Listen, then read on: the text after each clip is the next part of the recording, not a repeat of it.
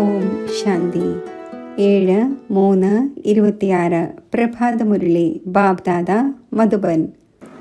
ബാബു പറയുന്നു, മധുരമായ കുട്ടികളെ, നിങ്ങൾ ഈ സമയത്ത് ബാബയോടൊപ്പം സേവനത്തിൽ സഹായികൾ ആയിരിക്കുന്നു.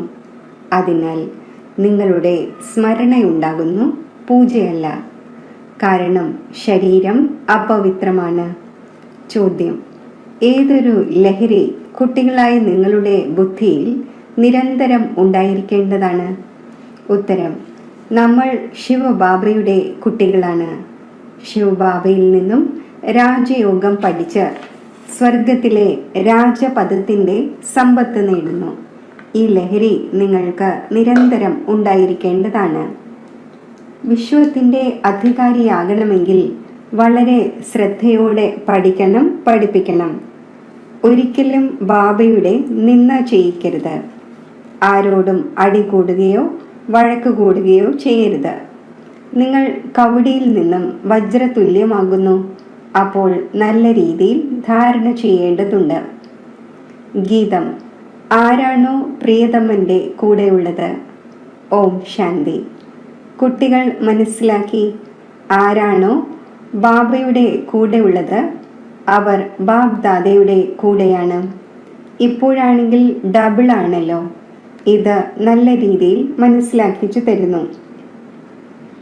ബ്രഹ്മാവിലൂടെ പരംപിത പരമാത്മാ ശിവൻ എങ്ങനെയാണ് സ്ഥാപന ചെയ്യുന്നത്?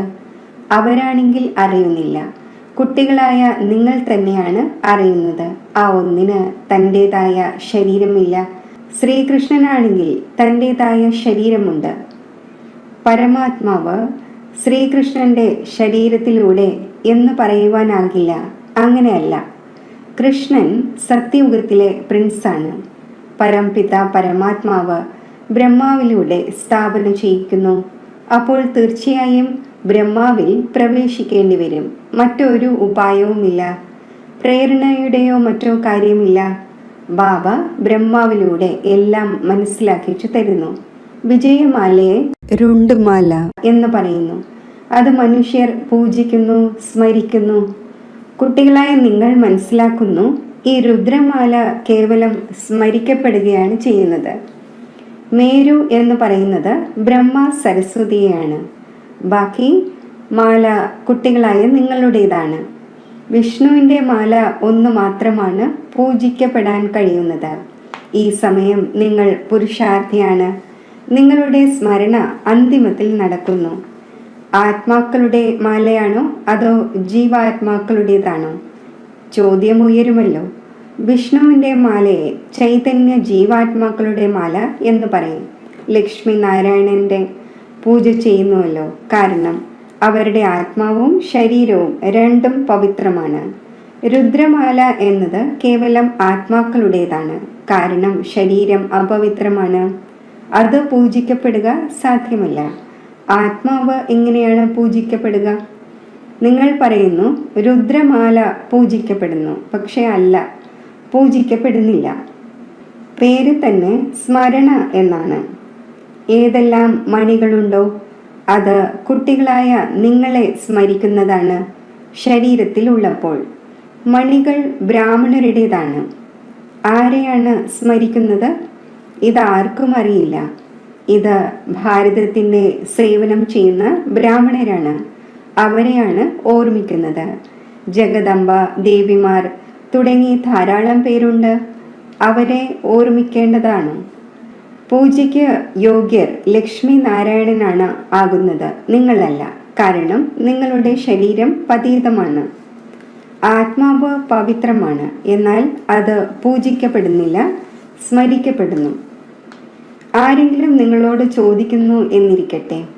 അപ്പോൾ മനസ്സിലാക്കിയിട്ടുണ്ടാകണം, നിങ്ങൾ ബ്രാഹ്മണികളാണ്. നിങ്ങളുടെ സ്മാരകം ദേവിമാരുടെ രൂപത്തിലാണ്.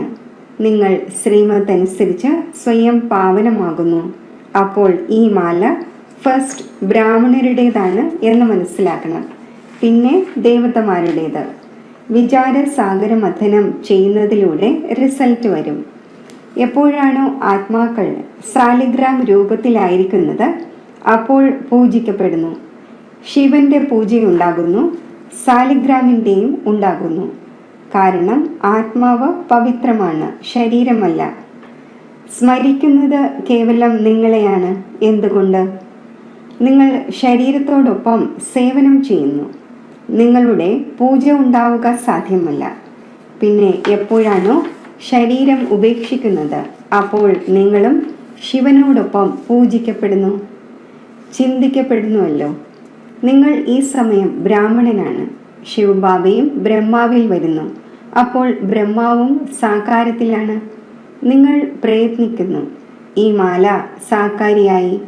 ബ്രഹ്മ സരസ്വതി. പിന്നെ നിങ്ങൾ ജ്ഞാനഗംഗകൾ. നിങ്ങൾ ഭാരതത്തെ സ്വർഗമാക്കി. ഈ രുദ്രയജ്ഞം രചിച്ചു. എന്താണോ പൂജിക്കുന്നത് അതിൽ കേവലം ശിവനും സാലിഗ്രാമുമാണ് ഉള്ളത്. അതിൽ ബ്രഹ്മ സരസ്വതിയുടെ അഥവാ കുട്ടികളായ നിങ്ങളുടെ നാമമില്ല. ഇവിടെയാണെങ്കിൽ എല്ലാത്തിൻ്റെയും നാമമുണ്ട്. നിങ്ങളെ സ്മരിക്കുന്നു. ആരെല്ലാമാണോ ജ്ഞാനഗംഗകൾ ആയിരുന്നത് അവരെ. ആ ഒന്ന് ജ്ഞാനസാഗരമാണ്. ഇതാണ് ബ്രഹ്മപുത്ര, വലിയ നദി. ഈ ബ്രഹ്മാവ് മാതാവുമാണ്. സാഗരം ഒന്നാണ്, ബാക്കി ഗംഗകളാണ്. പലതരത്തിൽ പല പ്രകാരത്തിലുണ്ട്. നമ്പർ വയസ്സായി ആരിൽ നല്ല ജ്ഞാനമുണ്ടോ അവരെ സരോവരം എന്ന് പറയുന്നു. മഹിമയുമുണ്ട്. മാനസ സരോവരത്തിൽ സ്നാനം ചെയ്യുന്നതിലൂടെ പരികളായി മാറുന്നു എന്ന് പറയുന്നു. അപ്പോൾ നിങ്ങളുടെ മാലയാണ് സ്മരിക്കപ്പെടുന്നത്. സ്മരണ എന്നാണല്ലോ പറയുന്നത്. സ്മരിക്കൂ എന്നത് അവർ കേവലം രാമ രാമ എന്നതിനെയാണ് പറയുന്നത്. എന്നാൽ സ്മരണ ആരുടേതായിരിക്കും എന്നത് നിങ്ങൾക്കറിയാം. ആരാണോ കൂടുതൽ സർവീസ് ചെയ്യുന്നത്? ആദ്യമായി ബാബയാണ് പുഷ്പം, പിന്നെ മേരു. അവർ വളരെയധികം പ്രയത്നിക്കുന്നു. പിന്നെ രുദ്രമാല തന്നെ വിഷ്ണുവിൻ്റെ മാലയാകുന്നു. നിങ്ങളുടേത് കേവലം ആത്മാവാണ് പൂജിക്കപ്പെടുന്നത്. നിങ്ങൾ ഇപ്പോൾ സ്മരിക്കപ്പെടാൻ യോഗ്യരാണ്. സ്മരണ നിങ്ങളുടേതാണ്. ബാക്കി പൂജ ഉണ്ടാവുക സാധ്യമല്ല. കാരണം ആത്മാവ് പവിത്രമാണ്, ശരീരം അപവിത്രമാണ്. അപവിത്രമായ വസ്തു ഒരിക്കലും പൂജിക്കപ്പെടുന്നില്ല. എപ്പോഴാണോ രുദ്രമാല തയ്യാറാകാൻ യോഗ്യമാകുന്നത് പിന്നെ അന്തിമത്തിൽ നിങ്ങൾ ശുദ്ധമായി മാറുന്നു. പാസ് വിത്ത് ഓണർ ആരെല്ലാമാണ് ആകുന്നത് എന്നത് നിങ്ങൾക്ക് സാക്ഷാത്കാരമുണ്ടാകും. സർവീസ് ചെയ്യുന്നതിലൂടെ വളരെയധികം പ്രശസ്തി ഉണ്ടാകുന്നു. വിജയമാലയിൽ നമ്പർ വയസ്സായി ആരെല്ലാം വരും എന്നത് അറിയാൻ കഴിയും. ഈ കാര്യങ്ങൾ വളരെ ഗുഹ്യമാണ്. മനുഷ്യരാണെങ്കിൽ കേവലം രാമ രാമ എന്ന് പറയുന്നു. ക്രിസ്ത്യൻസ് ക്രൈസ്റ്റിനെ ഓർമ്മിക്കുന്നു. മാല ആരുടേതായിരിക്കും? ഗോഡാണെങ്കിൽ ഒന്നാണ്. പിന്നെ ആരാണോ സമീപത്തിരിക്കുന്നത് അവരുടെ മാല തയ്യാറാകുന്നുണ്ടാകും. ഈ മാലയെ നിങ്ങൾക്ക് ഇപ്പോൾ മാത്രമാണ് മനസ്സിലാക്കുവാൻ സാധിക്കുന്നത്. തൻ്റെ ആദി സനാതന ദേവീ ദേവതാ ധർമ്മത്തിലുള്ളവർക്ക് തന്നെ മനസ്സിലാക്കുവാൻ സാധിക്കുന്നില്ല. അപ്പോൾ മറ്റുള്ളവർ എങ്ങനെ മനസ്സിലാക്കും? എല്ലാവരെയും പതീതത്തിൽ നിന്നും പാവനമാക്കുന്നവൻ ഒരേ ഒരു ബാബയാണ്. ക്രൈസ്റ്റിനെ കുറിച്ച് പതീതരെ പാവനമാക്കുന്നവൻ എന്ന് പറയുകയില്ല. ക്രൈസ്റ്റിന് ജനന മരണത്തിൽ വന്ന് താഴെ ഇറങ്ങുക തന്നെ വേണം. വാസ്തവത്തിൽ ക്രൈസ്റ്റിനെ ഗുരു എന്നും പറയില്ല. കാരണം സർവരുടെയും സദ്ഗതി ദാതാവ് ഒരേ ഒരു പിതാവാണ്. അതും എപ്പോഴാണോ അന്തിമമാകുന്നത്, വൃക്ഷം ജീർണിച്ച അവസ്ഥയിൽ ആകുന്നത്, അപ്പോൾ ബാബ വന്ന് സർവർക്കും സദ്ഗതി നൽകുന്നു. ആത്മാവ് മുകളിൽ നിന്നും വരുന്നു ധർമ്മം സ്ഥാപിക്കുവാൻ. അതിന് ജനന മരണത്തിൽ വരേണ്ടതുണ്ട്. സദ്ഗുരു ഒന്നേ ഉള്ളൂ. ആ ഒന്ന് സർവരുടെയും സദ്ഗതി ദാതാവാണ്. സത്യമായ സദ്ഗുരു മനുഷ്യൻ ആവുക സാധ്യമല്ല. അവരാണെങ്കിൽ കേവലം വരുന്നത് തന്നെ ധർമ്മം സ്ഥാപിക്കാനാണ്. അവർക്ക് പിന്നാലെ എല്ലാവരും വരാൻ തുടങ്ങുന്നു പാത്രഭിനയിക്കുവാൻ. എപ്പോഴാണോ എല്ലാവരും തമോ പ്രധാന അവസ്ഥയിൽ ആകുന്നത് അപ്പോൾ ഞാൻ വന്ന് സർവരുടെയും സദ്ഗതി ചെയ്യുന്നു. എല്ലാവരും തിരിച്ചു പോകുന്നു. പിന്നെ പുതിയതായി ചക്രം ആരംഭിക്കുന്നു. നിങ്ങൾ രാജയോഗം പഠിക്കുന്നു. അവർ തന്നെ രാജപദം നേടും. പിന്നെ രാജാവാകാം, അല്ലെങ്കിൽ പ്രജയാകാം. പ്രജകൾ അനേകം തയ്യാറാകുന്നു. പ്രയത്നമുള്ളത് രാജപദവി നേടുന്നതിലാണ്. അന്തിമത്തിൽ പൂർണ്ണമായും അറിയാൻ കഴിയും ആരാണ് വിജയമാലയിൽ കോർക്കപ്പെടുന്നത്. പഠിക്കാത്തവർ പഠിച്ചവരുടെ മുന്നിൽ ശിരസ് നമിക്കും. സത്യയുഗത്തിൽ വരും, പക്ഷേ വേലക്കാരും സേവകരും ആകേണ്ടി വരും. ഇത് എല്ലാവർക്കും അറിയാൻ കഴിയും. പരീക്ഷയുടെ ദിവസങ്ങളിൽ ആരെല്ലാമായിരിക്കും പാസ്സാവുക എന്നത് എല്ലാവർക്കും അറിയാൻ കഴിയുന്നത് പോലെ. പഠനത്തിൽ അറ്റൻഷൻ ഇല്ല എങ്കിൽ ഫെയിലായി പോകുന്നു. നിങ്ങളുടേത് പരിധിയില്ലാത്ത പഠനമാണ്. ഈശ്വരീയ വിശ്വവിദ്യാലയം ഒന്നാണ്. അവിടെ മനുഷ്യനിൽ നിന്നും ദേവതയാകേണ്ടതുണ്ട്. അതിൽ നമ്പർ വൈസായി പാസ്സാകുന്നു. പഠനം ഒരേ ഒരു രാജയോഗത്തിൻ്റെതാണ്. രാജപദം നേടുന്നതിൽ പ്രയത്നമുണ്ട്. സർവീസും ചെയ്യണം. ആര് രാജാവാകുമോ അവർ പിന്നെ തൻ്റെ പ്രജകളെയും തയ്യാറാക്കേണ്ടി വരും. നല്ല നല്ല പുത്രിമാർ വലിയ വലിയ സെൻറ്റേഴ്സ് പരിപാലിക്കുന്നു. വളരെയധികം പ്രജകളെ തയ്യാറാക്കുന്നു. ബാബയും പറയുന്നു, വലിയ പൂന്തോട്ടമുണ്ടാക്കൂ. അപ്പോൾ ബാബയും വന്ന് കാണട്ടെ. ഇപ്പോഴാണെങ്കിൽ വളരെ ചെറുതാണ്. ബോംബെയിൽ ലക്ഷക്കണക്കിനാകും. സൂര്യവംശി മുഴുവൻ ഡിനാസ്റ്റിയും ഉണ്ടാകുമ്പോൾ അനേകമാകും. ആരാണോ പ്രയത്നിക്കുന്നത് അവർ രാജാവാകുന്നു. ബാക്കി പ്രജകൾ ആയിക്കൊണ്ടിരിക്കും. ഹേ പ്രഭു, നിന്റെ സദ്ഗതിയുടെ ലീല എന്ന് പാടപ്പെട്ടിട്ടുമുണ്ട്.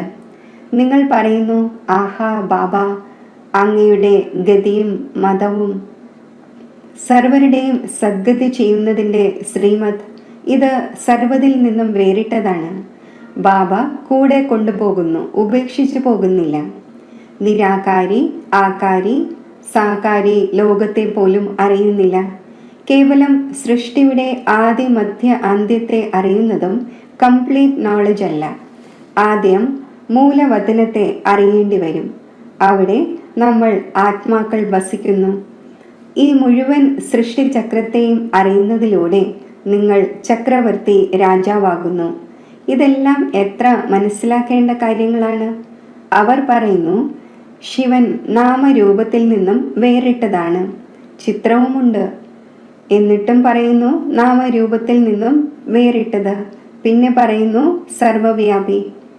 ഒരു MP പറഞ്ഞിട്ടുണ്ടായിരുന്നു, ഈശ്വരൻ സർവവ്യാപിയാണ് എന്ന് ഞാൻ അംഗീകരിക്കുന്നില്ല. മനുഷ്യർ പരസ്പരം കൊല്ലുന്നു. എന്താ ഇത് ഈശ്വരൻ്റെ പ്രവൃത്തിയാണ്? മുന്നോട്ട് പോകുമ്പോൾ ഈ കാര്യങ്ങൾ മനസ്സിലാക്കും. നിങ്ങളുടെ വർധനവുണ്ടാകുമ്പോൾ ബാബ രാത്രിയിൽ മനസ്സിലാക്കിച്ചു, ആരാണോ സ്വയം സമർത്ഥനാണ് എന്ന് മനസ്സിലാക്കുന്നത് അവർ ഇങ്ങനെയെല്ലാം കത്തെഴുതണം. ഈ മുഴുവൻ നോളജും എന്താണ് അവരെ മനസ്സിലാക്കിച്ചു കൊടുക്കണം. നമുക്ക് മുഴുവൻ നോളജും നൽകുവാൻ സാധിക്കും എന്നെഴുതാം. മൂലവചനത്തിൻ്റെ നോളജ് നൽകുവാൻ സാധിക്കും.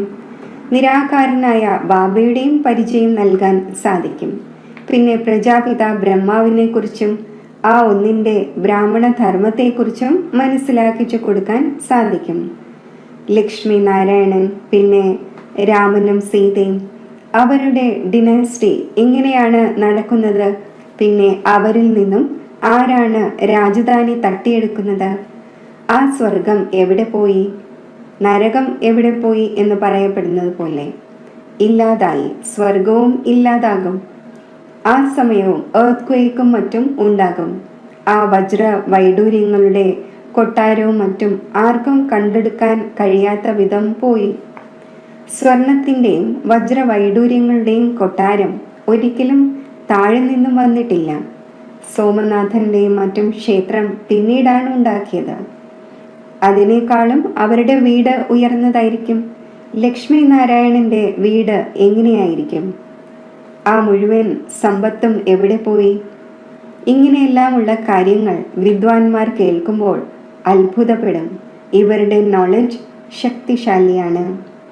മനുഷ്യർ ഒന്നും അറിയുന്നില്ല, കേവലം സർവവ്യാപി എന്ന് പറയുന്നു.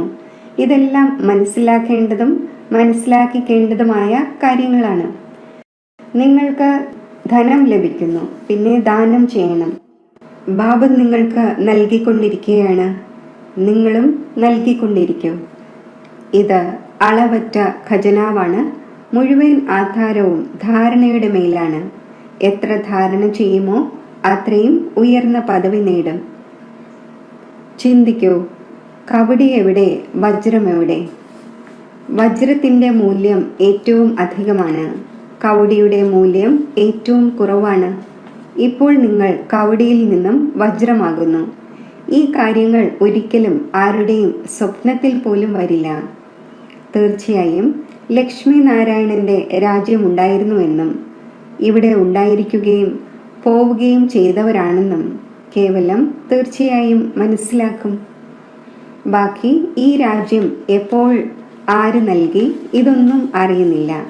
രാജപദം ആരാണ് നൽകിയത്?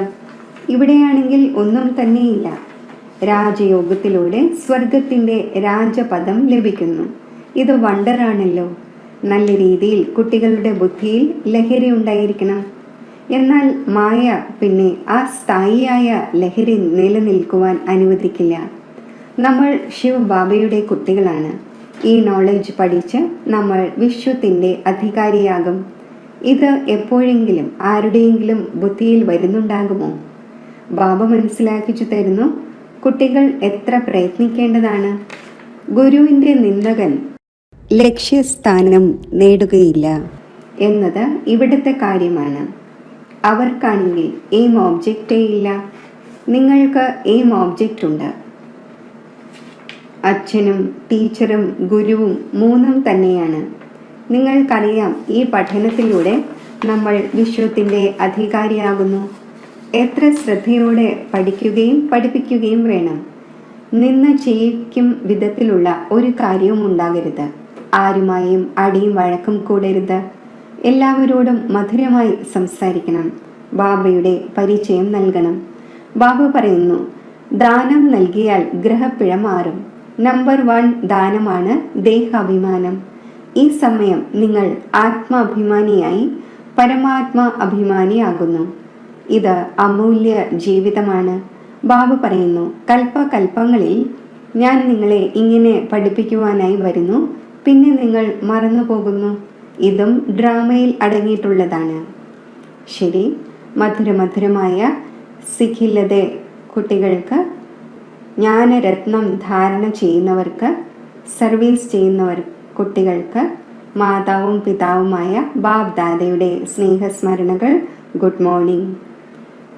ആത്മീയ അച്ഛൻ്റെ ആത്മീയ കുട്ടികൾക്ക് നമസ്തേ. ധാരണയ്ക്കുള്ള മുഖ്യസാരം: എല്ലാവരോടും മധുരമായി സംസാരിക്കണം. ബാബയുടെ നിന്ന ഉണ്ടാകും വിധത്തിലുള്ള ഒരു കാര്യവും ചെയ്യരുത്. ദേഹാഭിമാനം ദാനം ചെയ്ത് ആത്മാഭിമാനിയും പരമാത്മാ അഭിമാനിയും ആകണം. ഏതൊരു ജ്ഞാനധനം ലഭിക്കുന്നുവോ അത് ദാനം ചെയ്യണം. പഠനത്തിലൂടെ രാജപദം ലഭിക്കുന്നു. ഈ ലഹരിയിൽ സ്ഥായിയായിരിക്കണം. അറ്റൻഷൻ നൽകി പഠനം പഠിക്കണം. വരദാനം: സാക്ഷി സ്ഥിതിയുടെ സീറ്റിലൂടെ പരവശം എന്ന വാക്കിനെ സമാപ്തമാക്കുന്ന മാസ്റ്റർ ത്രികാലദർശിയായി ഭവിക്കട്ടെ. ഈ ഡ്രാമയിൽ എന്തെല്ലാം സംഭവിക്കുന്നുവോ അതിൽ മംഗളം നിറഞ്ഞിരിക്കുകയാണ്.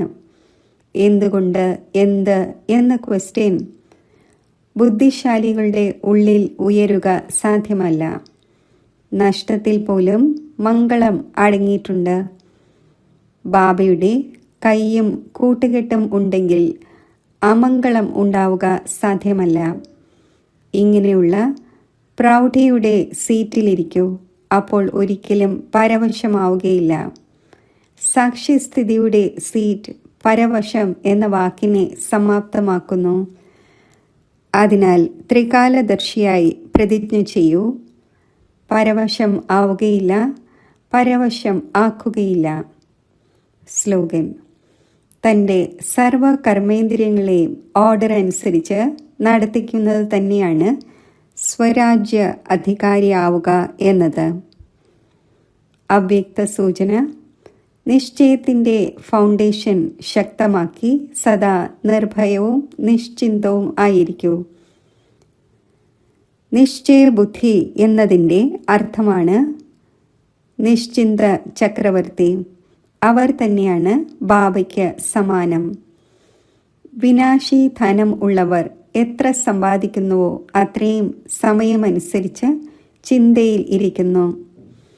എന്നാൽ ആർക്കാണോ ഫെയ്ത്ത് ഉള്ളത്, നമ്മൾ ഈശ്വരീയ ഖജനാവുകളുടെ അധികാരിയും പരമാത്മാവിൻ്റെ ബാലകനുമാണ് എന്നത്, അവർ സദാ സ്വപ്നത്തിൽ പോലും നിശ്ചിന്ത ചക്രവർത്തിയാണ്. കാരണം അവർക്ക് ഈ വിശ്വാസമുണ്ട്: ഈ ഈശ്വരീയ ഖജനാവുകൾ ഈ ജന്മത്തിൽ മാത്രമല്ല, എന്നാൽ അനേകം ജന്മങ്ങളിൽ കൂടെ ഉണ്ടായിരിക്കുകയും ചെയ്യും. അതിനാൽ അവർ നിശ്ചയബുദ്ധിയും നിശ്ചിന്തവും ആയിരിക്കുന്നു. ഓം ശാന്തി.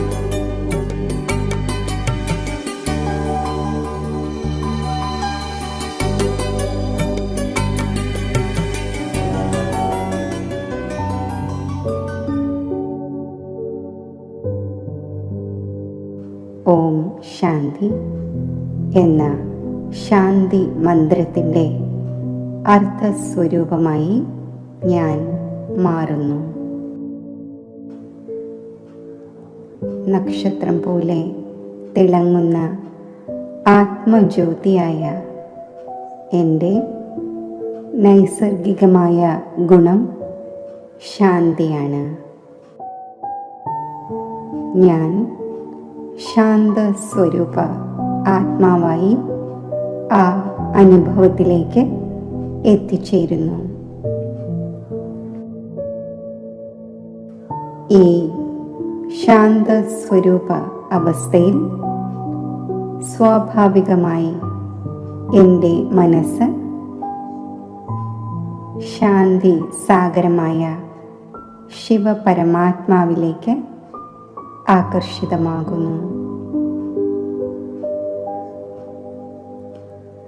സൂര്യ, ചന്ദ്ര, നക്ഷത്രങ്ങളുടെ ഈ ദൃശ്യ പ്രപഞ്ചത്തിനും ഉപരിയായി ഞാൻ എൻ്റെ സ്വഗ്രഹമായ ശാന്തിധാമത്തിൽ എത്തിച്ചേരുന്നു. ശാന്തി സാഗരനായ ശിവപരമാത്മാവിൽ മനസ്സും ബുദ്ധിയും ഏകാഗ്രമാക്കി ഞാൻ സ്ഥിതി ചെയ്യുന്നു.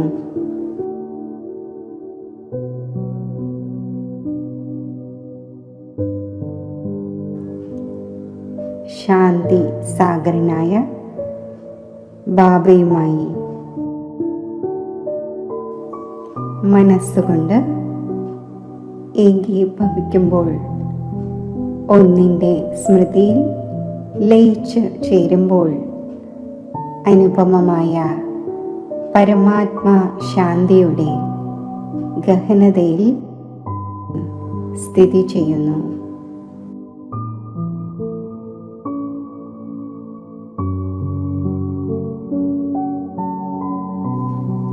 എൻ്റെ സ്വരൂപം മാസ്റ്റർ ശാന്തി സാഗരൻ്റേതായി മാറുന്നു. എൻ്റെ അന്തരംഗം ശാന്തിയാൽ സമ്പന്നമായിരിക്കുന്ന ഈ അവസ്ഥയിൽ വിശ്വമംഗളത്തിൻ്റെ സങ്കല്പം എന്നിൽ ഉണരുന്നു.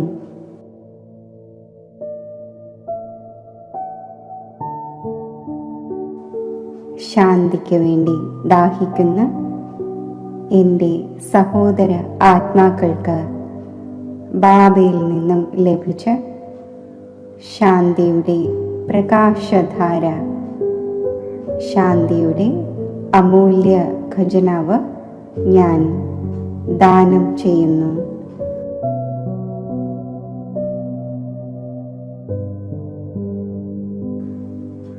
പരമാത്മാ ശാന്തിയുടെ ഈ അലൗകിക ദിവ്യ പ്രകാശം അശാന്തരായ ആത്മാക്കളെ സ്പർശിക്കുമ്പോൾ അവരും ഈശ്വരീയ ശാന്തിയാൽ സമ്പന്നമായി മാറട്ടെ.